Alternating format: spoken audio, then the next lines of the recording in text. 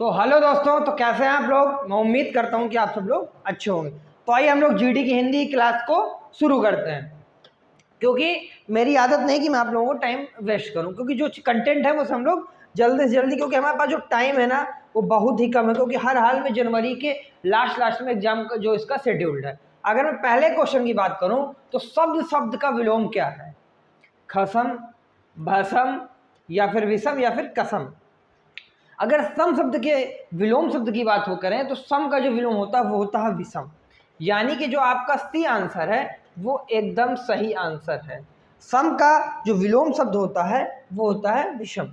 तो आइए हम लोग नेक्स्ट क्वेश्चन की ओर मूव करते हैं। सम्मुख शब्द का विलोम है विमुख, प्रमुख, पार्श्व, या फिर समझ। जो सम्मुख का विलोम शब्द होता है वो होता है विमुख, यानी कि ऑप्शन नंबर 1। अगर प्रमुख की विलोम शब्द की बात करें, मान लीजिए कोई प्रमुख आदमी है, तो प्रमुख का जो विलोम होगा वो समान नहीं तो होगा कि, क्योंकि देखिए जैसे जैसे कोई मान लीजिए कहीं वीआईपी गेस्ट आते हैं तो लोग कहते हैं ना कि कुछ प्रमुख लोग आए हुए हैं, ये थोड़ा ना कहते समान। तो जब जहाँ प्रमुख की बात की जाएगी तो जो उसका विलोम शब्द होगा वो होगा समान। अगर मैं नेक्स्ट ऑप्शन की बात करूं जो है आपका पार्श्व। पार्श्व में होता है नजदीक। अगर नजदीक के विलोम शब्द की बात हम लोग करेंगे तो वो हो जाएगा आपका दूर, क्योंकि पार्श्व का दूर ही होता है। तो आइए हम लोग नेक्स्ट क्वेश्चन की ओर मूव करते हैं। सूक्ष्म शब्द का विलोम है स्थूल, बारीक, छीड़, या फिर पतला। अगर मैं सूक्ष्म शब्द के विलोम शब्द की बात करूं तो वो आपका हो जाएगा स्थूल, क्योंकि स्थूल ही वो राइट आंसर है, क्योंकि जो सूक्ष्म मीन्स होता है छोटा और स्थूल का मतलब होता है मोटा या फिर बड़ा।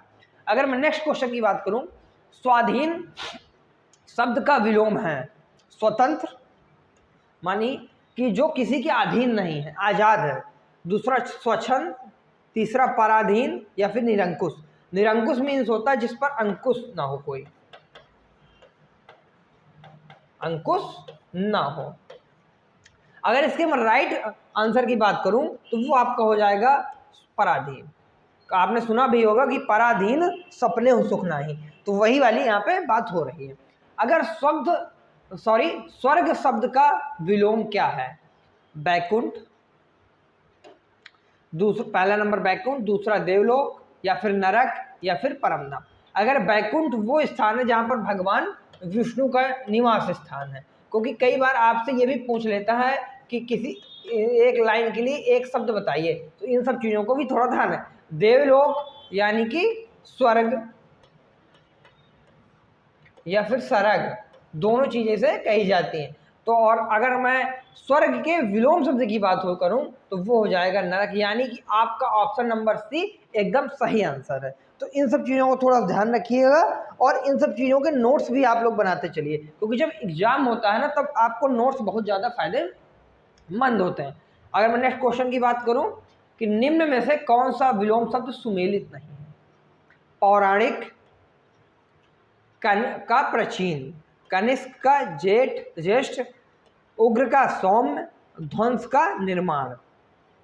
अगर मैं बात करूं पौराणिक और प्राचीन, प्राचीन क्या होता है? पुरानी, और पौराणिक जिसे पुराणों का ज्ञान है, मतलब पुराण आप समझ सकते हैं। तो ये दोनों एक जैसे नहीं है, एक दूसरे के विलोम नहीं, ये एक दूसरे के समानार्थी शब्द है। इसलिए जो इसका राइट आंसर होगा वो हो जाएगा आपका ऑप्शन नंबर 1, यानी कि जो आपका पहला वाला ऑप्शन है वो आपका इस क्वेश्चन का एकदम राइट आंसर हो जाएगा। तो ये कनिष्क मीन्स होता है छोटा, और छोटे का जस्ट उल्टा होता है बड़ा, यानी कि ज्येष्ठ। उग्र मतलब जिसका स्वभाव तेज हो, उग्र स्वभाव के लिए, गुस्से वाला। और सौम मतलब शांत नेचर का, इसलिए इसका भी जो विलोम शब्द है वो सुमेलित है। ध्वंस मतलब किसी चीज को बिगाड़ देना, और निर्माण यानी कि बनाना, इसलिए वो जो लास्ट वाला ऑप्शन था वो भी आपका सुमेलित था। इसका मतलब पहला वाला ऑप्शन ही सुमेलित नहीं था। आविर्भाव का सही विपरीतार्थक शब्द चुनिए। प्रादुर्भाव, संभाव, तिरोभाव, या फिर अभाव। अगर मैं आविर्भाव की बात करूं तो आविर्भाव और प्रादुर्भाव एक ही होता है, या फिर आप उसे ये समानार्थी शब्द ही हैं। संभाव ये भी नहीं होगा। तिरोभाव यानी कि जो इसका राइट आंसर हो जाएगा आपका आविर्भाव शब्द का जो सही विपरीतार्थक है, विपरीतार्थक मीन्स विलोम, वो हो जाएगा आपका तिरोभाव। क्योंकि जब हम लोग क्वेश्चन को देखते हैं तो हमें समझ नहीं आता, लेकिन हम लोग जब इनको थोड़ा सा रिलेट करके देखने की कोशिश करते हैं तो वही चीज़ें हमारे लिए थोड़ा सा आसान होती चली जाती हैं। क्योंकि लोग कहते हैं हिंदी में कॉन्सेप्ट नहीं, लेकिन जबकि ऐसा नहीं, इसमें भी ढेर सारे कॉन्सेप्ट का यूज किया जाता है। तो आइए हम लोग नेक्स्ट क्वेश्चन को देखते हैं। उन्मूलन का सही विपरीतार्थक शब्द चुनिए। आरोपण, प्रत्यारोपण, निरूपण या फिर रोपण। अगर मैं इसके राइट आंसर की बात करूं तो वो हो जाएगा ऑप्शन नंबर डी, यानी कि रोपण जो होता है ये उन्मूलन का एकदम सही आंसर हो जाता है। उद्धत का सही विपरीतार्थक शब्द चुनिए। उद्धत, पहला ऑप्शन आप देख पा रहे हैं विनीत, दूसरा अनीत, तीसरा सुमित या फिर कुनीत। आप इन सब चीज़ों के आंसर करने का थोड़ा सा खुद से प्रयास किया करिए, और अगर आपसे कोई आंसर आपको और पूछना हो, कोई आपकी क्वेरी रह जाती है, आप कमेंट बॉक्स में आप लोग पूछ सकते हैं। अगर मैं उद्धत के विलोम शब्द की बात करूं तो वो आपका हो जाएगा विनीत, क्योंकि विनीत ही उद्धत का एकदम सही आंसर होता है। मैं नेक्स्ट क्वेश्चन की ओर मूव करूंगा। गजवदन का पर्यायवाची है विष्णु। गजवदन मतलब जिसका बदन गज के समान है। अगर आपको कोई चीज़ जब नहीं समझ में आ रही तो मैंने आपको कल भी बताया, तो आप उसका संधि विच्छेद कर लिया करें, क्योंकि जब आप उसका संधि विच्छेद करते हैं तो आपको चीज़ें आसानी से समझ आए। गज मीन्स हाथी और वदन मीन्स शरीर। गजर, इसलिए इसको आप जब मिला के देखेंगे तो हाथी जैसा शरीर वाला। अब इसमें आपको आंसर चेक करना है। विष्णु उनका तो था नहीं, दूसरा गणपति, गणेश भगवान का जो मुख था वो हाथी का ही लगा हुआ था, इसलिए जो आपका राइट आंसर हो जाता है वो आपका हो जाता है गणपति। मेघनाथ, मेघनाथ का मतलब मेघों जैसा गर्जना कर, जब बादल गरजते हैं जो वैसी आवाज होती है, वैसी आवाज करने वाले को हम लोग मेघनाथ कहते हैं। गर्जन मीन्स गरजना, आप तो जानते ही। आइए हम लोग नेक्स्ट क्वेश्चन की ओर मूव करते हैं। निम्नलिखित कथनों पर विचार करिए और सही उत्तर चुनिए। हिंदी के पर्यायवाची शब्द संस्कृत के तद्भव शब्द है। पर्यायवाची शब्द को प्रतिशब्द भी कहते हैं, और जो तीसरा और आपका लास्ट ऑप्शन है वो जिन शब्दों के अर्थ में समानता हो उन्हें पर्यायवाची शब्द कहते हैं। अगर मैं पहले वाले की बात करूं तो उसमें जो लिखा है हिंदी के पर्यायवाची शब्द संस्कृत के तद्भव होते हैं, जो कि एकदम गलत आंसर है, ऐसा बिल्कुल नहीं होता। जबकि दूसरा वाला पर्यायवाची शब्द को प्रतिशब्द भी कहते हैं, ये भी सही है। और तीसरा जो जिन शब्दों के अर्थ में समानता हो, मतलब एक दूसरे से मिलते जुलते हैं, उन्हें हम लोग पर्यायवाची शब्द कहते हैं, यानी कि इसका आंसर भी एकदम सही है। आइए हम लोग यहाँ पे देखते हैं कि कौन सा ऑप्शन मैच कर रहा है। केवल 1 और 2 सही हैं, 1 और 3 सही हैं, केवल 2 सही या फिर 2 और 3 सही। तो मैंने आपको बताया कि 2 सही, यानी कि जो लास्ट वाला आपका ऑप्शन हो जाएगा 2 और 3 आपका राइट आंसर हो जाएगा। तो जो ये चीज़ें ये एग्जाम में कई बार पूछे गए क्वेश्चन है, क्योंकि एसएससी जीडी के लिए ही हम लोग स्पेशली टारगेटेड हैं और आपको उसी का कंटेंट प्रोवाइड करवाया जा रहा है। तो ये जो ढेर सारे क्वेश्चन है ये आपके एसएससी जीडी के ही हैं। जो 12 नंबर क्वेश्चन है इसमें अरविंद शब्द का पर्यायवाची बताइए। कमल, गुलाब, कल्पवृक्ष या फिर केवड़ा। जो कमल के अगर मैं पर्यायवाची की बात करूं तो इसे हम लोग पंकज भी कहते हैं, इसको हम लोग जलज भी कहते हैं, इसके ढेर सारे नाम हैं। और जो अरविंद है वो भी कमल का ही पर्यायवाची है। तो आप इस बात को थोड़ा ध्यान रखिएगा कि अरविंद, पंकज, जलज, ये आज जितने भी नाम हैं वो सब कमल के ही हैं, गुलाब का नहीं है, कल्पवृक्ष और ना ही केवड़े का। तो जो इसका राइट आंसर हो जाता है वो इसीलिए आपका राइट आंसर हो जाता है कमल। कमल हमेशा कीचड़ में ही खिलता है, लेकिन हर इंसान कीचड़ से ऊपर निकलने के लिए उसको कठोर परिश्रम करना पड़ता है, क्योंकि आप जो हार्ड वर्क करते हैं वो आपको ऑलवेज पे ऑफ होता है। आप ये मत सोचिए आपने मेहनत की लेकिन आपको उसका परिणाम नहीं मिला, जबकि ऐसा नहीं होता। हम लोग किसी का कभी कभी कोई चीज़ सोचते हैं लेकिन हम लोग अचीव नहीं कर पाते। अगर आप उस चीज़ को ड्रीम कर पा रहे हैं ना तो डेफिनेटली आप उसे अचीव करेंगे। बस आपको उस चीज़ को छोड़नी नहीं है, आपको लगातार प्रयास करते रहना। तो आइए हम नेक्स्ट क्वेश्चन की ओर मुड़ते हैं। निम्नलिखित में से कौन सा एक अनाथ का पर्यायवाची नहीं? अनाथ मतलब जिसका नाथ ना हो, जिसका कोई सहारा ना हो। क्योंकि मैंने आपको पहले भी बताया है कि जब आपको कोई चीज़ समझ में नहीं तो आप उसको संधि विच्छेद कर लेते हैं, क्योंकि जब हम किसी चीज़ को संधि को तोड़ देते हैं तो इससे हमें समझने में उस चीज़ को आसानी रहती है। आ मीन्स नहीं और नाथ मीन्स सहारा। अब हम लोग ऑप्शन की ओर मूव करेंगे। बेसहारा मतलब जिसका कोई सहारा ना हो, ये तो उसका पर्यायवाची हो। यतीम मतलब जिसका बाप नहीं होता, यतीम वो अनाथ, वही सेम चीज़ हो जाती है। अनाड़ी तू अनाड़ी मैं खिलाड़ी, तो ये वाला जो आंसर आपका होता है ये आपका एकदम राइट आंसर होता है, क्योंकि ये जो अनाड़ी है वो अनाथ का पर्यायवाची नहीं है, जबकि ये निराश्रित होता है ये भी अनाथ का है। निराश्रित मतलब जिसके पास कोई आश्रय नहीं है, रहने के लिए कोई स्थान नहीं है, या फिर जिसका कोई सहारा नहीं, तो उसे भी हम लोग निराश्रित ही कहते हैं। कौन सा शब्द अंधकार का पर्यायवाची है? तम, अंधेरा, अमावस्या या फिर तिमर। अगर मैं अंधकार के पर्यायवाची की बात करूं तो तम भी आपका अंधकार का पर्यायवाची है, अंधेरा भी आपका अंधकार का पर्यायवाची है, और तिमिर भी आपका अंधकार का पर्यायवाची है। इसलिए जो ये आपका ऑप्शन दिया हुआ थोड़ा सा गलत है, क्योंकि यहाँ पे पर्यायवाची नहीं है होना चाहिए, क्योंकि यहाँ पे जो अमावस्या है आपकी वो अंधकार का पर्यायवाची नहीं है। बाकी तम, तिमिर, अंधेरा आदि सब अंधकार के ही पर्यायवाची, अंधकार के ही अनेक नाम है, चाहे तम हो, चाहे तिमिर हो या फिर अंधेरा हो। लेकिन जबकि जो अमावस्या है वो अंधकार का पर्यायवाची शब्द नहीं था। अनाज का पर्यायवाची शब्द है चाह, सस या फिर सलिल या फिर रूपा। आप लोग इनको पहले खुद से करने का ट्राई किया करें, जिससे कि आपका थोड़ा सा माइंड शार्प होता। अगर मैं सबसे पहले बात करूं चाय, जो आपका अनाज का पर्यायवाची बिल्कुल भी नहीं, लेकिन जो आपका अगला सस, जो ये सस है ये अनाज का ही पर्यायवाची शब्द। अनाज को हम लोग गल्ला भी कहते हैं। और ये जो पर्यायवाची शब्द हैं ये जीडी के लिए मोस्ट इंपॉर्टेंट चीज़ें हैं, तो आप इनको थोड़ा सा ध्यान से देखे करिए, क्योंकि जीडी के जो क्वेश्चंस होते हैं वो ऐसे ही नॉर्मल ही होते हैं, इतने ज़्यादा कोई टफ नहीं होते, लेकिन सिर्फ समझने का खेल होता है। जो आपका अगला क्वेश्चन है वो है कल्पवृक्ष का पर्यायवाची। कल्पवृक्ष को पारिजात भी कहते हैं, कल्पतरु भी कहते हैं और देववृक्ष भी कहते हैं। ये स्वर्गलोक में पाया जाता है, ऐसा हमें पुरानी कथाओं में बताया गया था।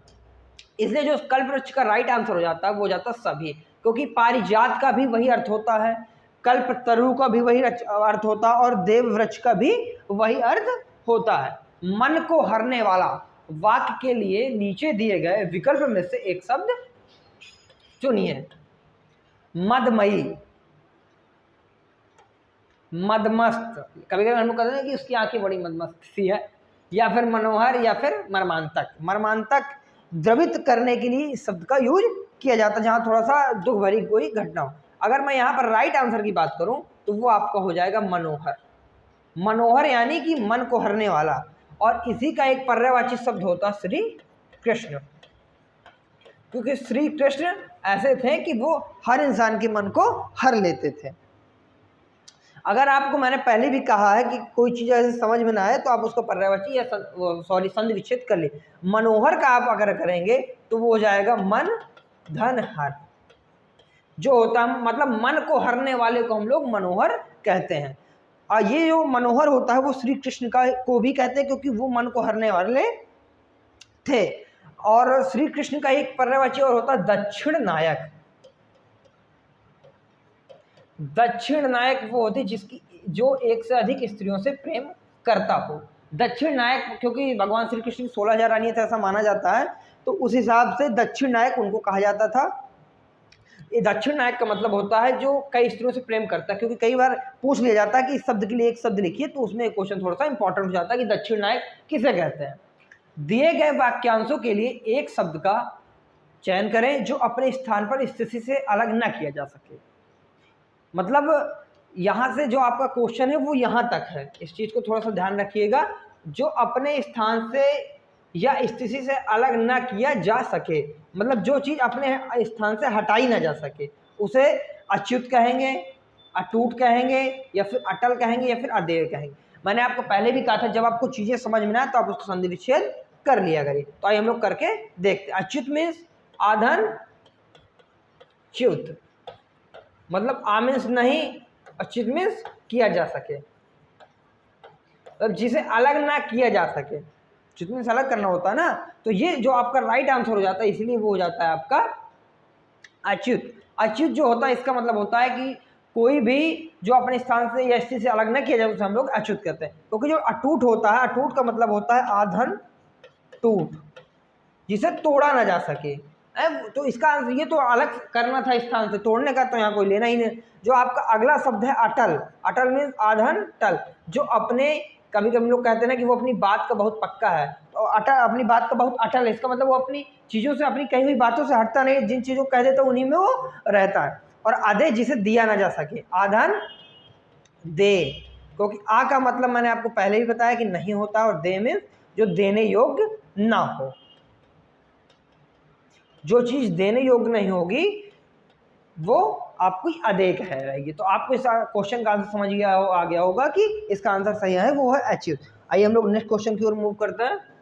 जिस स्त्री के पुत्र और पति न हो, इसके लिए एक शब्द।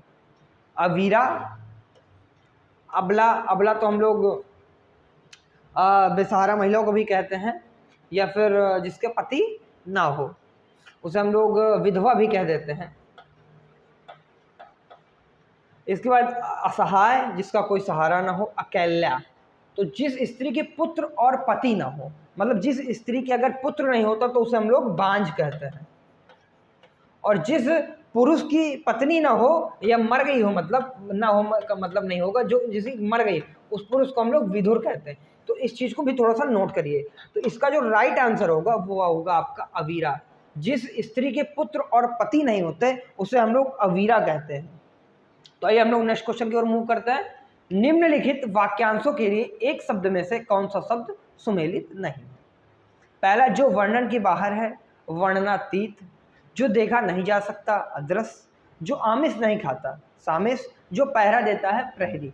अगर हम इसमें पहले ऑप्शन की बात करूं, जो वर्णन के बाहर है, यानी कि जिसका हम लोग वर्णन नहीं कर सकते, उसे हम लोग वर्णनातीत ही कहते हैं। क्योंकि कई बार ऐसा होता है कि क्वेश्चन हमें आता तो है लेकिन हम लोग उसकी लैंग्वेज को नहीं पकड़ पाते। तो हमको सबसे पहले जो काम करना है ना, वो अपनी लैंग्वेज पर ही करना है।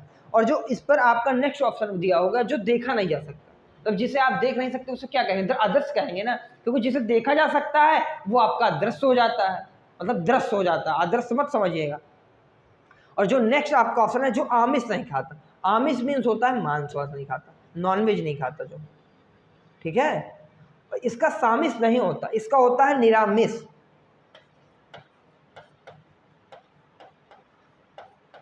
इसीलिए आपका आंसर ये वाला गलत होता है, क्योंकि यही वाला जो आंसर है आपका वो सुमेलित नहीं है। बाकी जो पहरा देता है उसे हम लोग प्रहरी कहते हैं, रक्षक कहते हैं, गार्ड कहते हैं। तो ये आपका सी नंबर ही सही था। आइए हम नेक्स्ट क्वेश्चन की ओर मूव करते हैं। इंद्रियों को जीत लिया हो जिसने, वाक्यांश के लिए एक शब्द दीजिए। इंद्रियों को जिसने जीत लिया हो, तो जिसने अपने मन की इंद्रियों को अपने काबू में कर लिया, हम लोग उसे क्या कहते हैं? जितेंद्रिय। जैसे जैन धर्म में होता है कि जो लोग साधु जो हम लोग उन्हें जितेंद्रिय कहते हैं, मानी कि उन्होंने अपनी इंद्रियों को जीत लिया है, उन पर विजय प्राप्त कर ली है। तो हम लोग ऑप्शंस की ओर मूव करते हैं। पहला, इंद्रजीत। इंद्रजीत का मतलब हो जिसने इंद्र को जीत लिया हो, इंद्र को जीत लिया हो। इंद्र को जीतने के वाले को हम लोग इंद्रजीत के नाम से जानते हैं। इसमें जो अगला ऑप्शन है वो इंद्र, यानी कि स्वर्ग का राजा। स्वर्ग के राजा का ही नाम है इंद्र। जितेंद्रिय, जो मैंने आपको पहले बताया, जो अपनी इंद्रियों को जीत लेता है उसे हम लोग जितेंद्रिय कहते हैं। यानी कि इसका जो राइट आंसर हो जाएगा वो एकदम हो जाएगा आपका सी नंबर। तो इसी तरह आप लोग हमारे साथ जुड़ते रहिए और अपनी तैयारी को एक नया आयाम दीजिए। तो आइए हम लोग नेक्स्ट क्वेश्चन की ओर मूव करते हैं। नीचे लोकोक्तियों और उनके अर्थ दिए गए हैं, इनमें गलत अर्थ वाली लोकोक्ति का चयन कीजिए। आगे नाथ न पीछे पगहा। कभी हम लोग कह देते हैं कि इसके ना आगे नाथ है ना पीछे पगहा। उसका मतलब होता है बंधनहीन, उस पर किसी का शासन नहीं है, उस पे उसके ना तो आगे कोई है और ना ही पीछे कोई है। इसका मतलब, इसका अर्थ बिल्कुल सही है। 3-13 होना, यहाँ थोड़ा सा बीच में डैश नहीं लगा, इस बात को ध्यान देना। 3-13 मीन्स बिखर जाना।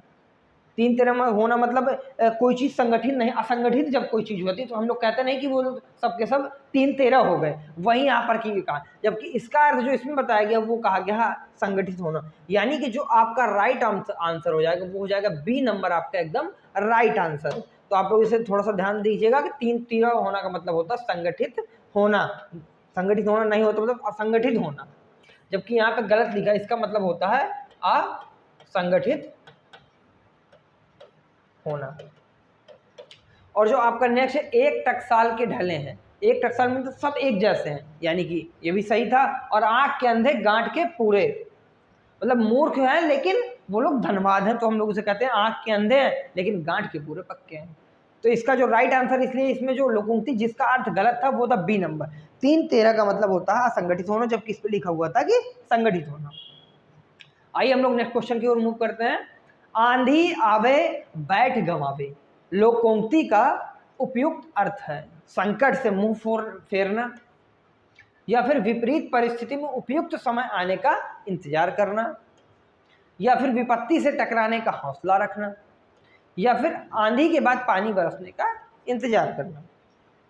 अगर आप इसमें राइट आंसर देख पा रहे होंगे तो आंधी आवे बैठ गंवावे, मतलब जब आंधी आती है तो आदमी बैठ के इंतजार करता है कि जब आंधी चली जाएगी तो हम लोग इस स्थान से मूव करते हैं। तो यही हो जाता है कि विपरीत परिस्थिति में उपयुक्त समय का इंतजार करना, कि जब परिस्थितियां हमारे अनुकूल नहीं होती तो हमें अपने वक्त का इंतजार करना चाहिए। मान लीजिए हम लोग किसी चीज़ की तैयारी कर रहे हैं, मान लीजिए कोई जीडी की तैयारी कर रहा है और अगर उसका जीडी का एग्जाम नहीं निकलता, इसका मतलब ये नहीं कि वो उसके लायक नहीं था, उसके लिए उससे कुछ अच्छा ईश्वर ने सोचा होगा, इसलिए उसे वो चीज़ प्राप्त नहीं हुई। यही मैं कह रहा हूँ कि जब आप लोग किसी समस्या में हो तब अपने आप का उन्मूलन करिए, आप अपने आप को आगे लाइए, क्योंकि वही टाइम होता है जब आप कई लोग बिखर जाते हैं और उन्हीं परिस्थितियों में कुछ लोग निखर भी जाते हैं। आइए हम लोग नेक्स्ट क्वेश्चन की ओर मूव करते हैं।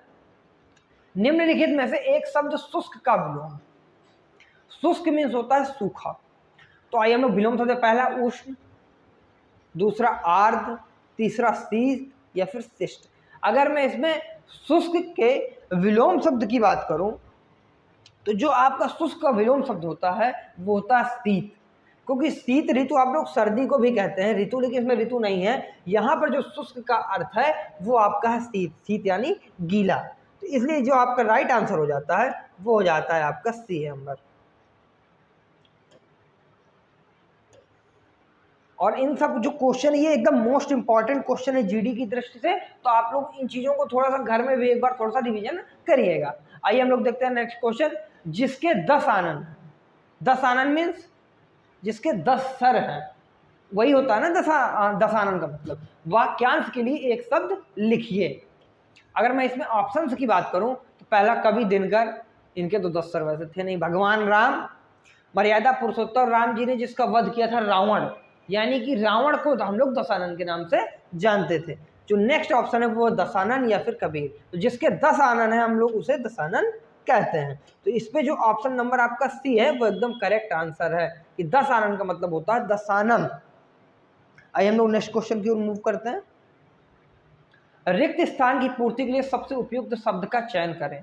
इस घर में यही दशा है, यहाँ से यहाँ तक आप इसको अच्छे से पढ़िएगा ध्यान से, अगर देख ना पा रहे हो तो बताइएगा। इस घर में यही दशा है, अगर आप यहाँ पे पढ़ेंगे तो आपको हल्का सा एरर नजर आ रही हो, अगर आप अच्छे से इसको समझ पा रहे हैं। इस घर में यही दशा है, इस घर में जो घर लिखा हो, इस घर में की जगह यहाँ गांव है, सॉरी जो थोड़ा सा गलती से मिसमैच हो गया। इस गांव के घर में, इस गांव घर में यही दशा है। यहाँ पे जो एरर की बात करें वो आपको हो जाता है बी नंबर के जो ऑप्शन, यानी कि इस गांव के घर में यही दशा है, जबकि ऐसा होना चाहिए, जबकि इसमें लिखा है इस घर गांव में यही दशा। इसलिए ये जो आपको होता है ये थोड़ा सा यहाँ पे इसका एरर आ जाता है, इसलिए जो आपका सही आंसर इसमें फिल होगा वो हो जाएगा बी नंबर, यानी कि इस गांव के घर में यही दशा है। यही चीज़ जो आपको थोड़ा समझनी भी होती है, क्योंकि मैंने आपको पहले भी कहा कि हिंदी कुछ टफ नहीं है, आपको सिर्फ समझना ही है। यहाँ पर आप देखेंगे क्या बैठ रहा है, अगर आप एक गांव में, तो क्या ये होता क्या कि इस गांव में घर में यही दशा है, वो अच्छा नहीं लगता।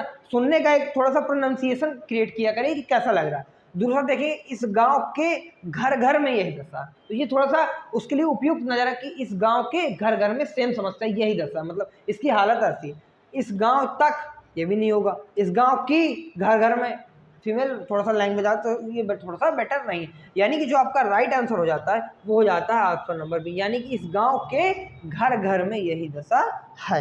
आइए हम लोग नेक्स्ट क्वेश्चन की ओर मूव करते हैं।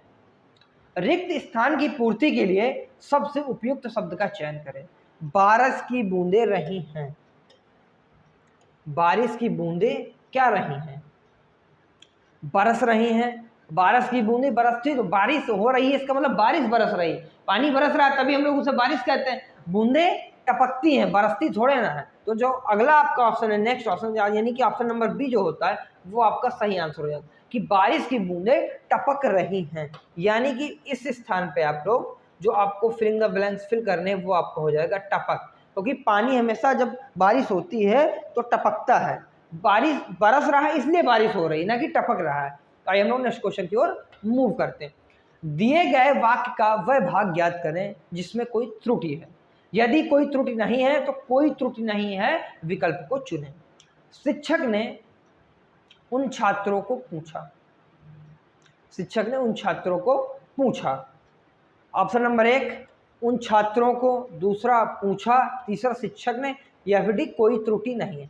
इनमें से अगर आप इसको ध्यान से देख पा रहे होंगे, गौर से देखेंगे, तो उन शिक्षक ने उन छात्रों को पूछा।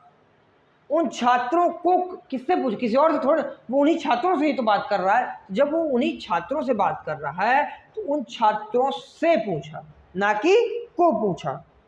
इसलिए जो आपका इसमें एरर वाला पार्ट हो जाएगा वो आपका ए नंबर ही एरर वाला, यानी कि उन छात्रों को में ही, उन छात्रों को के जगह वहां पर उन छात्रों से होना चाहिए था, जो इसमें नहीं था, इसलिए ये एरर इसमें थी। आइए हम लोग नेक्स्ट क्वेश्चन की ओर मूव करते हैं। दिए गए वाक्य में रेखांकित अंश को प्रतिस्थापित करने के लिए सबसे उपयुक्त विकल्प का चयन करें। जो रेखांकित यानी कि जो लाइन यहाँ पे अंडरलाइन है, कर्मचारी अपना वेतन नहीं पा पाया, नहीं पा पाया। आप इसे थोड़ा समझने का प्रयास करिएगा, नहीं पा पाया। आइए हम लोग आंसर दे पाते। कर्मचारी अपना वेतन नहीं दे पाया, हो गया। कर्मचारी थोड़े ना वेतन देगा, कर्मचारी तो वेतन लेता है ना, इसलिए ये ऑप्शन आपका बिल्कुल गलत हो जाएगा। अगर नेक्स्ट ऑप्शन की बात करूं कि कर्मचारी अपना वेतन नहीं ले पाया, कर्मचारी है, वेतन पाता है, इसलिए वो कर्मचारी है। कर्मचारी मतलब जिसको काम के बदले पैसा मिले, तो कर्म, ये मायने कि जो बी आंसर आपका वो एकदम सही आंसर हो सकता है। हम लोग आप, क्योंकि हमारे पास अभी 2 और बाकी है तो हम लोग उसे भी थोड़ा सा चेक करें। या फिर अपना कर्मचारी अपना वेतन नहीं कर पाया, करे, वेतन थोड़े ना, कुछ काम करता उसका पैसा मिलता है। या फिर अपना वेतन नहीं भर पाया, यानी कि जो इसमें सबसे उपयुक्त है, जो इसमें बैठेगा वो है कि कर्मचारी अपना वेतन नहीं ले पाया। आपको यही छोटी छोटी चीज़ें थोड़ा सा प्रॉब्लम करती हैं, तो थोड़ा सा इन चीज़ों को गंभीरता से समझा करें आप लोग। दिए गए वाक्य के किस भाग में त्रुटि है, इस वाक्य को आप समझिएगा, क्योंकि इससे आपको एक बहुत अच्छा कॉन्सेप्ट मैं आपको बताने वाला हूँ।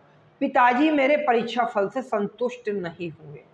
इस लाइन को थोड़ा सा ध्यान रखिए, परीक्षा फल से संतुष्ट नहीं हुए, और इसका आंसर करने का प्रयास करिएगा आप लोग। पहला संतुष्ट, दूसरा पिताजी मेरे, तीसरा परीक्षा फल से, या फिर नहीं। इन 4 में से कौन सा ऑप्शन जो है इसमें गलत लाइन लिखी हुई, पिताजी मेरे परीक्षा फल से संतुष्ट नहीं हुए।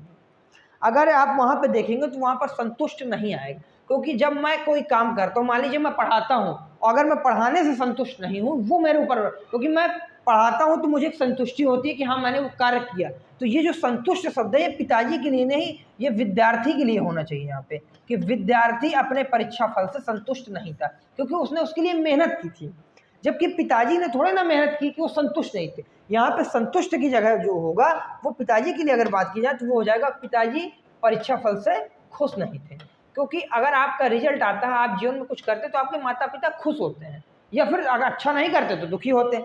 संतुष्ट और असंतुष्ट का वहाँ पर सवाल नहीं प्रयोग होता। इसलिए हम ध्यान दीजिए कि अगली बार जब ऐसा कोई क्वेश्चन पूछे तो ध्यान दीजिए कि अगर हम लोग कोई चीज़ कर रहे हैं तो वहाँ पर संतुष्टि का सवाल पैदा होता है। अगर आप किसी और की बात कर रहे हैं तो वहाँ पर संतुष्टि वाला शब्द नहीं होता है। इसलिए पिताजी मेरी परीक्षा फल से संतुष्ट नहीं हुए, यानी कि जो ऑप्शन नंबर ए है यही गलत था।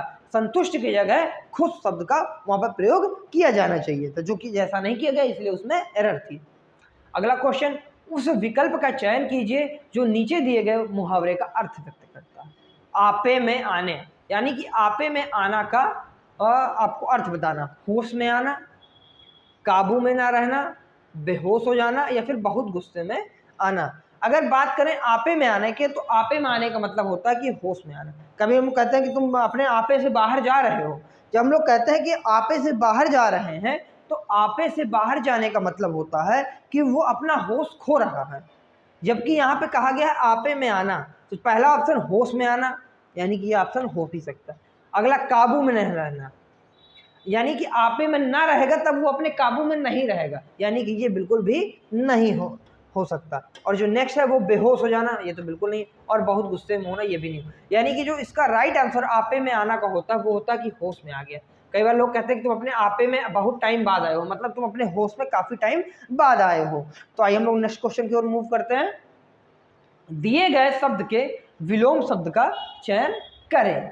आसक्त, विरक्त होगा, विस्तृत होगा, या फिर अनासक्त होगा, या फिर सक्त होगा। इस क्वेश्चन को थोड़ा आंसर करने, और इसका जो आंसर है आप लोग कमेंट बॉक्स में सेंड कर दीजिएगा। तो आइए हम नेक्स्ट क्वेश्चन की ओर मूव करते हैं। जब लेकिन मैं बता देता हूं, आसक्त का जो राइट आंसर होता है वो होता है अनासक्त। दिए गए वाक्य में रेखांकित खंड को प्रतिस्थापित करने के लिए सबसे उपयुक्त विकल्प का चयन करें। यदि इसे प्रतिस्थापित करने की आवश्यकता नहीं है तो विकल्प में किसी बदलाव की आवश्यकता नहीं है का चयन करें। यानी कि डी वाले ऑप्शन का आप चयन करिए। अगर बात करें जनता के अंदर असंतोष फैल गया, जनता के अंदर असंतोष फैल गया, आप इसे थोड़ा सा अगर बार बार बोलेंगे तो आपको समझिए इसके समझ मतलब प्रोनाउंसिएशन में थोड़ा सा कंफ्यूजन है। इसलिए जो इसका राइट आंसर हो जाएगा वो हो जाएगा जनता के अंदर नहीं, जनता में भी नहीं हो सकता। तो यानी कि जनता के भीतर संतोष फैल गया। यानी कि जो आपका बी वाला ऑप्शन है ये यहाँ पर इस जगह पर एकदम बिल्कुल कंफर्म बैठेगा। यानी कि जो इसका आंसर हो जाएगा इस वाले का वो हो जाएगा बी। यानी कि आंसर नंबर बी आपका एकदम कंफर्म है। दिए गए शब्द के समानार्थी शब्द, समानार्थी को हम लोग पर्यायवाची भी कहते हैं। मैंने आपको बताया भी था कि समानार्थी को है हम लोग पर्यायवाची शब्द भी कहते हैं। तो इस बात को थोड़ा सा ध्यान रखिएगा। मुरारी, श्री कृष्ण को ही मुरारी कहते हैं, मैंने आपको बताया भी था। इन्हीं को मनोहर भी हम लोग कहते हैं। सॉरी,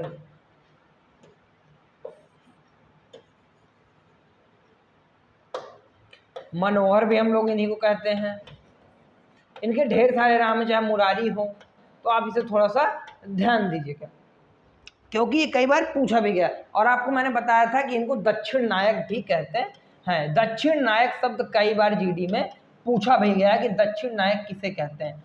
तो जो एक स्त्री से अधिक स्त्रियों यानी एक से ज्यादा औरतों से प्रेम करता है उसे दक्षिण नायक कहते हैं। तो इस शब्द को थोड़ा सा आप लोग स्पेशली ध्यान रखिएगा क्योंकि कई बार जीडी का पूछा गया क्वेश्चन है और ये आपका मोस्ट इंपॉर्टेंट क्वेश्चन भी है। इस तरह क्वेश्चन को आप थोड़ा सा स्पेशली देखा करें।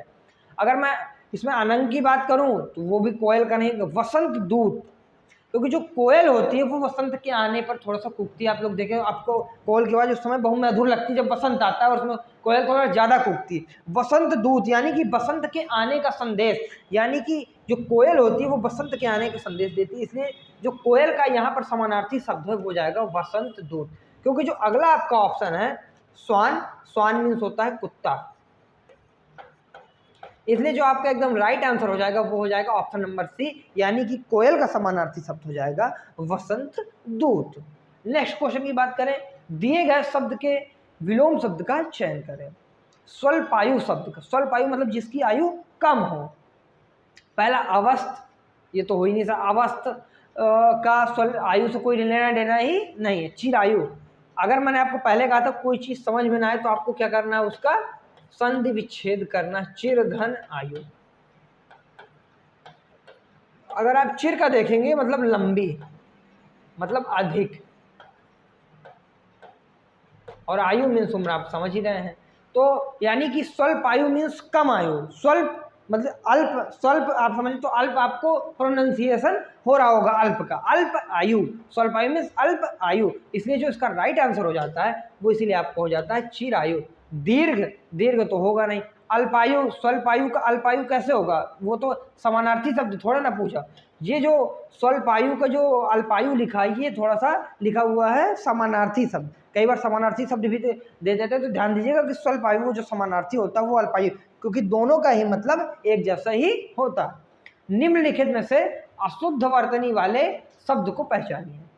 अशुद्ध वर्तनी मतलब जो गलत लिखा हो, ज्योतिषी, ये तो मतलब एकदम सही लिखा है। डारधिची, या फिर ताज्जुब, या फिर दशहरा। अगर बात करें ताज्जुब, ताज्जुब ऐसे ही लिखते हैं आधा जा और फिर उसके बाद पूरा जा। आप एक बार थोड़ा सा ध्यान दीजिए क्योंकि कुछ वर्ड कई बार पूछ, जैसे कि उज्जवल,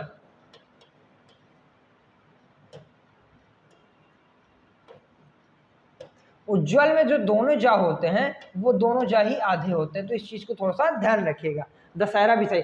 मैं आपको जो आसानी से क्वेश्चन आ रहे थे उनमें ये सबसे थोड़ा टफ लगा, क्योंकि डार दीजिए, क्योंकि कई बार हमको जो चल रहा है उससे भी थोड़ा सा हट के ट्राई करना चाहिए, क्योंकि एग्जाम में पता नहीं कैसा क्वेश्चन आ जाए, इसलिए हमें हर टाइप के क्वेश्चन की प्रैक्टिस करते रहना चाहिए। तो आइए हम लोग नेक्स्ट क्वेश्चन की ओर बात करते हैं। दिए गए वाक्य का वह भाग याद करें जिसमें कोई त्रुटि है। यदि कोई त्रुटि नहीं है तो कोई त्रुटि नहीं है विकल्प को चुनें। रमा देवी एक विद्वान महिला थी, यानी कि रमा देवी एक विद्वान महिला थी। जो विद्वान शब्द होता है वो महिलाओं के लिए प्रयोग नहीं किया जाता।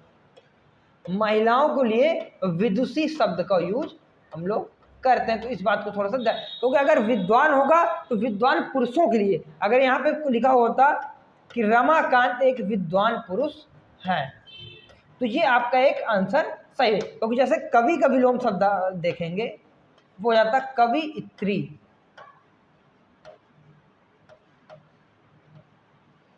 तो इस चीज को थोड़ा सा ध्यान रखिएगा।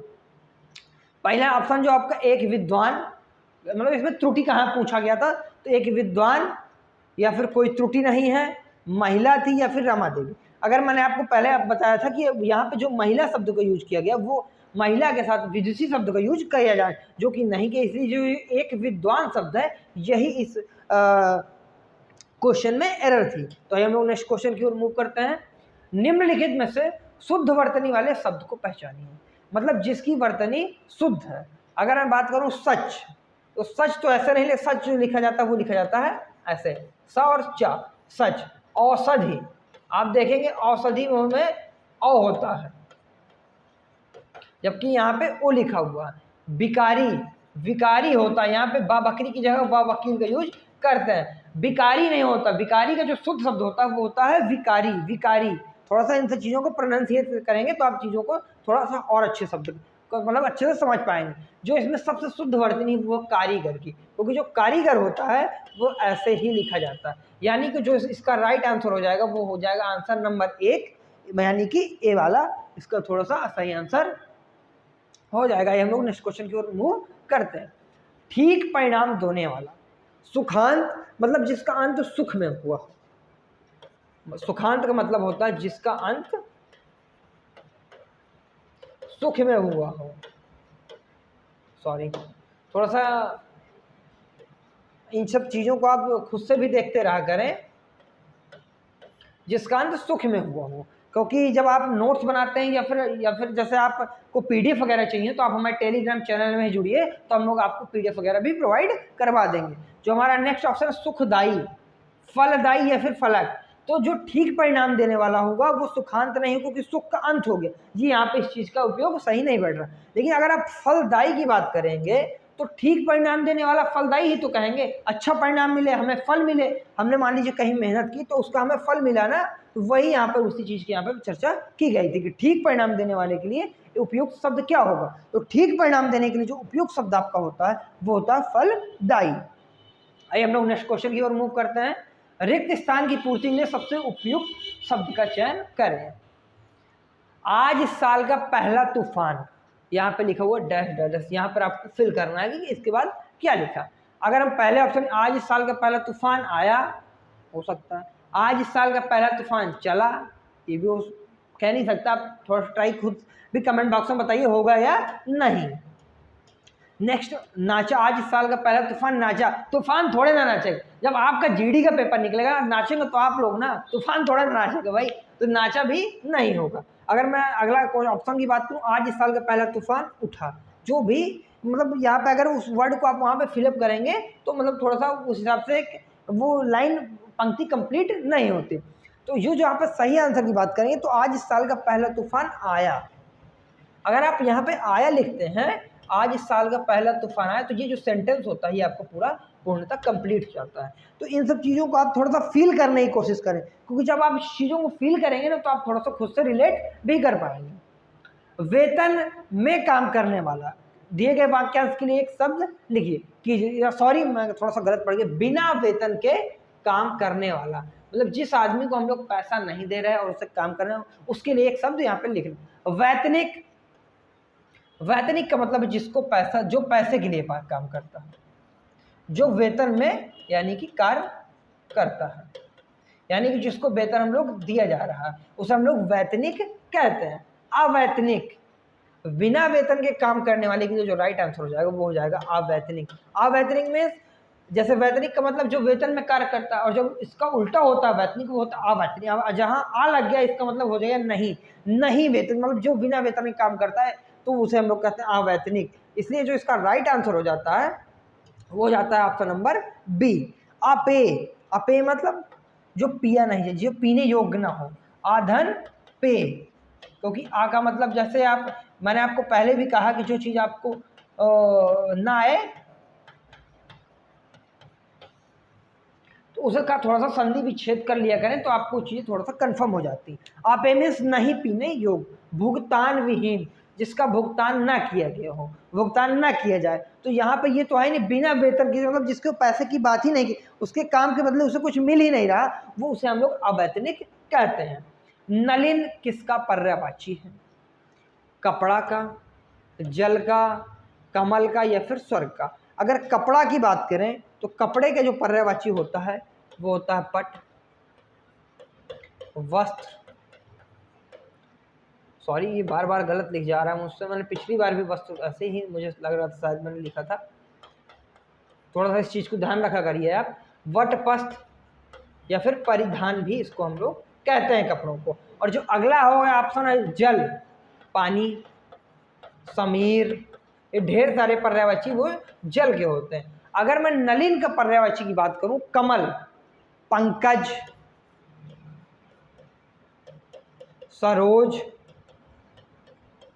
ये जो आदि नाम होते हैं ये सब कमल के ही नाम या फिर मतलब कमल के ही क्या कहते हैं पर्यायवाची शब्द होते हैं। अगर मैं एक और कमल की पर्यायवाची की बात करूं तो उत्पल, ये कई बार क्वेश्चन पूछा भी गया कि उत्पल किसका पर्यायवाची है, तो आप उसको मोस्ट इंपॉर्टेंट लगा के थोड़ा सा नोट। उत्पल भी कमल का ही पर्यायवाची है और जो नलिन है वो भी कमल का ही पर्यायवाची है, यानी कि जो आपका ऑप्शन नंबर सी है वो एकदम सही आंसर है।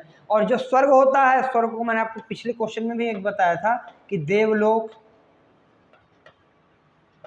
ये सब जो ढेर सारे पर्यायवाची शब्द हैं वो स्वर्ग के पर्यायवाची शब्द हैं। देवलोक हो गया, सरग हो गया, इंद्रलोक हो गया, ये सब देवलोक के ही पर्यायवाची। देवलोक में जहाँ देवताओं का निवास स्थान हो, क्योंकि कई बार पूछ लेता है कि इस लाइन के लिए एक शब्द बताइए, वाक्यांश के लिए एक शब्द बताइए, तो ये आप ये चीज़ों को भी थोड़ा सा नोट करते जाइएगा। कांटों पर लौटना, इस मुहावरे का उचित अर्थ किस विकल्प में? संकट में डालना, कांटों पर लौटना थोड़े ना, संकट में डालना मतलब किसी चीज को संकट में थोड़ा डालना, इससे थोड़ा सा आप कहाँ मैच हो पा रहे। बाधा दूर होना यानी कि कांटा निकल जाना। कई बार हम लोग कहते हैं ना कि हमारे रास्ते का कांटा निकल जाना, यानी कि कांटा इसलिए इसका मतलब होता है कि बाधा हमसे हट गई, तो उसे हम लोग कहते हैं कांटा निकल जाना। बेचैन होना, कांटों पर लेटना यानी बेचैन है, आपको चैन नहीं है, या फिर आप कोई कार्य कर रहे थे, आप घर आए, मान लीजिए जैसे आपने जीडी का पेपर दिया और आपका पेपर नहीं निकला तो आप लोग बेचैन हो जाएंगे ना, आपको उस सारी रात कैसा लगेगा। जैसे वही मैं बताना कि जो लोग असफलता को असफलता की तरह स्वीकार नहीं करते, आप देखिए कि असफलता का कारण क्या था। असफलता को स्वीकार करो, उठो, नींद चैन को त्यागो तुम और असफलता को स्वीकार करो और देखो कहाँ पर कमी रहेगी, क्योंकि आप मान लीजिए आपको सफलता नहीं मिली तो उसका रीजन होगा ना, आपसे कहीं ना कहीं गलती रह गई, आप उस कमी को दूर करिए और उसे आप सुधार करके अगली बार फिर से प्रयास करिए। ये नहीं कि मान लीजिए हमें सफलता नहीं प्राप्त हुई तो हम लोग वहीं पर रुक जाए। इसलिए जो इसका राइट आंसर हो जाएगा वो आपका हो जाएगा बेचैन होना, यानी कि कांटे पर लौटने का मतलब होता है बेचैन होना। अड़चने पैदा करना, रास्ते का रोड़ा, अड़चने पैदा करना का मतलब रास्ते, मान लीजिए कोई हम लोग कुछ काम कर रहे हैं, बार बार कोई इंसान उसमें रुकावट डाल रहा है तो हम लोग कह देते हैं कि हमारे रास्ते का रोड़ा बना हुआ है। दिए गए वाक्य में रेखांकित खंड को प्रतिस्थापित करने के लिए सबसे उपयुक्त विकल्प का चयन करें। मैं गाने का कसरत कर रहा हूँ, ये आपका रेखांकित वाक्य है। मैं गाने का कसरत कर रहा हूँ, एक्सरसाइज थोड़ा ना कि कर रहा हो वही कसरत, कसरत तो जिम में करते हैं, यहाँ थोड़ा ना कसरत करें। मैं गाने का कसरत कर रहा हूँ, मेरी आवाज़ गंदी है वरना मैं आपको गाना गा के भी सुनाता, इसलिए मैं ऐसा ही रहने दीजिए, ठीक है। तो ये जो अभ्यास कर रहा हूँ पहला ऑप्शन है, मैं गाने का कसरत कर रहा हूँ की जगह आप रखे देखिए मैं गाने का अभ्यास कर रहा हूँ। ये चीज जो आपको समझ पा रहे होंगे कि मैं गाने का कसरत कर रहा हूं की जगह, इसकी जगह जब आप रख देंगे कि मैं गाने का अभ्यास कर रहा हूं, प्रैक्टिस कर रहा हूं। जब हम लोग गाना गाते हैं तो रियाज करते हैं ना, गा के देखते हैं कि कैसे हमारी आवाज है, कहीं सुर ताल ऊपर नीचे तो नहीं हो रहा। तो मैं गाने का अभ्यास कर रहा हूं, जो आपका एकदम राइट आंसर हो जाएगा। यानी कि जो ऑप्शन नंबर आपका 1 है ये एकदम राइट आंसर है, यानी कि यही आंसर है। जबकि आगे किसी बदलाव की आवश्यकता नहीं है, ऐसा तो है नहीं, इसलिए गलत हो गया। बाकी सब गलत होगा आप, क्योंकि जब राइट आंसर ए वाला होगा तो बाकी सब गलत हो गए ना, क्योंकि ये तो कह रहे मैं गाने का समर्पण कर रहा हूँ। समर्पण गाने का थोड़े ना, किसी के सामने हम लोग समर्पण करते हैं। जैसे पाकिस्तान की सेना ने 1972 में भारत की सेना के सामने समर्पण कर दिया, आत्मसमर्पण कर दिया था। तो क्योंकि वो तो वैसे भी हमारा नापाक पड़ोसी है, उसके बस का तो कुछ है नहीं। और जो अगला है व्यायाम कर रहा हूँ, आप लोग गाने का व्यायाम थोड़े ना करेंगे, आप लोग गाने का अभ्यास ही करेंगे। तो कुछ चीज़ों को आप बोलकर भी समझने का प्रयास किया करें, इससे आपको चीज़ें थोड़ा सा जब आप फील करते हैं किसी चीज़ को तो अच्छे से कंफर्म हो जाती हैं। दिए गए वाक्य का वह भाग ज्ञात करें जिसमें कोई त्रुटि है। यदि कोई त्रुटि नहीं है तो कोई त्रुटि नहीं है विकल्प को चुनें। उसने कपड़े सीने में दक्ष है, कोई त्रुटि नहीं है। पहला है उसने, दूसरा कपड़े सीने में, तीसरा दक्ष है या फिर कोई कमी नहीं है। ऑप्शन की बात करें, कपड़े सीने में, उसने, दक्ष है या फिर कोई त्रुटि नहीं। इनमें से कौन सा ऑप्शन है जो यहाँ पर जिसमें कोई त्रुटि है, जिसमें गलत? उसने कपड़े सीने में दक्ष है। आप देखेंगे यहाँ पे उसने का उपयोग नहीं किया जाता। उसने कपड़े सीने में दक्ष थोड़े ना हो, वह कपड़े सीने में दक्ष है। तो यानी कि जो ऑप्शन नंबर बी है आपका, ये एकदम गलत आंसर हो जाएगा। यहाँ पर उसने की जगह जो है वह होना चाहिए था। अगर उसने की जगह वह होता तो ये वाक्य आपका कंप्लीट हो जाता, पूरा हो जाता। आइए हम नेक्स्ट क्वेश्चन की ओर मूव करते हैं। दिए गए शब्द के समानार्थी शब्द का चयन करें। अगर मैं बात करूं पहले शब्द की, जो आपका इस पे लिखा हुआ है, वो आपका लिखा हुआ है कुक्कू। कुक्कू मीन्स क्या होता है, मैंने आपको पहले ही बताया था, कोयल। कोयल का जो पर्यायवाची शब्द होता है कोयल, आपको ही मैंने नेक्स्ट पीछे क्वेश्चन भी बताया हुआ था, आप कमेंट करके बताइए कोयल को और क्या कहते हैं। इस बात को यहाँ पे थोड़ा सा लिख के बताइएगा, कमेंट बॉक्स में मैसेज करिए कि उसको कमेंट, कोयल को और हम लोग क्या क्या कहते हैं। अगला ऑप्शन जो है आपका पखेरू। कभी कभी प्राण पखेरू उड़ गया, आपने सुना होगा अक्सर। अगला विपिन। विपिन का जो पर्यायवाची होता है वो होता है जंगल। और जो नेक्स्ट ऑप्शन फलक। फलक तक चल साथ मेरे, आपने गाना वैसा सुना ही होगा। फलक मीन्स होता है आसमान, यानी कि उस गाने का मतलब था कि आसमान तक चल मेरे साथ। तो यहाँ पर अगर मैं राइट आंसर की बात करूँ, जो पक्षी का समानार्थक शब्द है वो आपका हो जाएगा इसलिए पखेरू, यानी पक्षी उड़ जाते हैं। पक्षी का जो पखेरू समानार्थी शब्द, जबकि कुक्कू कोयल का हो गया, विपिन जंगल हो गया, फलक आसमान हो गया, इसलिए इनका तीनों का कोई रिलेशन ही नहीं पक्षी से मैच कर। जबकि पखेरू का है वो शाब्दिक अर्थ आपका पक्षी से मेल खा रहा। दिए गए वाक्य के किस भाग में त्रुटि है? मुझे इस आदमी का पता मालूम नहीं। मुझे इस आदमी का पता मालूम नहीं है, यहां पर अभी एक आंसर मिसिंग है, उसे भी आप लोग ऐड कर लीजिए, क्योंकि 4 ऑप्शन यहाँ पे दिए गए थे। मुझे इस आदमी का पता मालूम नहीं, अगर आप इसे गौर से ध्यान देंगे तो यहाँ देखिए, मुझे इस आदमी का पता मालूम नहीं, इसकी जगह आप देखेंगे कहाँ पर है, पहला का पता मालूम नहीं है, या फिर इस आदमी, या फिर मुझे, या फिर हमें। अगर मुझे की जगह हमें कर दिया जाए तो ये वाक्य थोड़ा सा और अच्छा लगता है, यानी कि ये वाक्य कंप्लीट हो जाता है। तो इसीलिए यहाँ पर हम लोग इसका जो सही आंसर हो जाता है आंसर नंबर 4, यानी कि आंसर नंबर डी इसका सही आंसर हो जाता है। यानी कि चौथा नंबर जो है हमें, वो एकदम इसका कंफर्म आंसर हो जाता है, यानी कि हमें इस आदमी का पता मालूम नहीं। यहाँ पर हम लोग मुझे यूज, कई बार हम लोग ये कह भी देते हैं कि मुझे इस आदमी का पता मालूम नहीं, जबकि ये सही शब्द नहीं होता। वहां पर हम लोग यूज करते हैं कि हमें इस आदमी का पता मालूम नहीं है। तो आगे से आप इस चीज का ध्यान रखिएगा। दिए गए विकल्पों में से निम्नलिखित शब्द विलोम शब्द का चयन कीजिए। जटिल का देखना है, जटिल का विलोम शब्द यहाँ पर पूछा गया है। जटिल का संयुक्त, कठिन, सरल या फिर पेचीदा। अगर संयुक्त की बात करें, संयुक्त मीन्स इकट्ठा। अगर सरल की बात करें तो जटिल का सरल विलोम शब्द ही होता है, क्योंकि जटिल मीन्स क्या होता है, कठिन। यानी कि अगर मैं कठिन के समानार्थी शब्द की बात करूं, अगर यहाँ पे पूछा गया होता कि जटिल का समानार्थी शब्द क्या है, तो आपका आंसर हो जाता कठिन। लेकिन यहाँ पर ये समानार्थी शब्द नहीं पूछा, यहाँ पर पूछा गया विलोम शब्द, इसलिए जो जटिल का विलोम शब्द हो जाता है वो हो जाता सरल। जटिल मीन्स बहुत कठिन, और पेचीदा भी जटिल का ही समानार्थी शब्द है। यानी कि अगर समानार्थी शब्द पूछा जाता तो कठिन और पेचीदा दोनों ही जटिल के समानार्थी शब्द हो जाते हैं। लेकिन यहाँ पर पूछा विलोम शब्द गया था, इसलिए जटिल का जो राइट आंसर हो जाता है, यानी कि आंसर नंबर सी सरल जटिल का सही आंसर हो जाता है। Thank you so much guys कि आपने इतने ध्यान से इस क्लास को लिया। आप लोग आगे भी हमारे साथ ऐसे ही जुड़े रहिए। अगर आपको पीडीएफ चाहिए हो तो डिस्क्रिप्शन बॉक्स में लिंक है, आप लोग चैनल ज्वाइन करके वहाँ से पीडीएफ ले सकते हैं। Thank you so much guys.